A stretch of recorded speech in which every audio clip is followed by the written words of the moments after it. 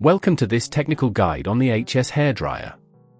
We are Kelatos Informatica, specialists in technical repair. We collect your device from your doorstep, carry out a free diagnosis, and send you a quote before any repair. No phone calls, no trips to the shop. We are based at Calle Joaquín María López 26, Madrid. Convenient, transparent and professional. Link in the description. If your HS hairdryer is overheating and shutting off mid-use, you are not alone. This common issue usually arises from dust accumulation or a failing thermal fuse. If left unaddressed, it could lead to permanent damage to your hairdryer or even pose a fire risk.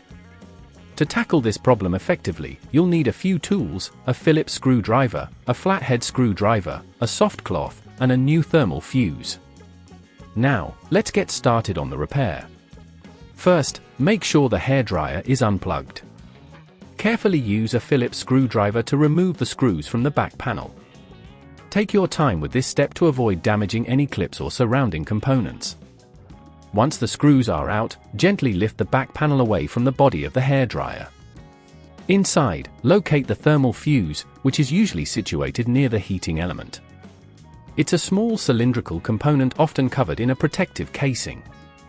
If at this point you feel it's getting too tricky, remember that at Kelatos we collect your device from your door and return it fully repaired. To extract the thermal fuse, carefully disconnect the wires attached to it, noting their positions for reinstallation. Be cautious not to pull too hard on the wires, as this could damage them. Next, unscrew the thermal fuse from its holder, making sure to keep all screws safe for later use.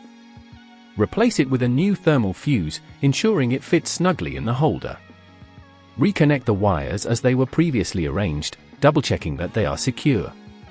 Once you have replaced the thermal fuse, reattach the back panel of the hairdryer, aligning it properly before screwing it back in place. Make sure all screws are tightened, but be careful not to over-tighten, as this could crack the casing. Finally, give the hairdryer a quick test run to ensure it's functioning correctly without overheating. If you notice any issues, it may be best to consult a professional. To prevent this issue from occurring again, regularly clean your hairdryer to remove dust and debris. Additionally, avoid using it continuously for long periods. Giving it breaks can help prolong its life. If you'd rather not risk damaging your device, at Kelatos we collect, repair and deliver back to your door anywhere in the UK. Link in the description.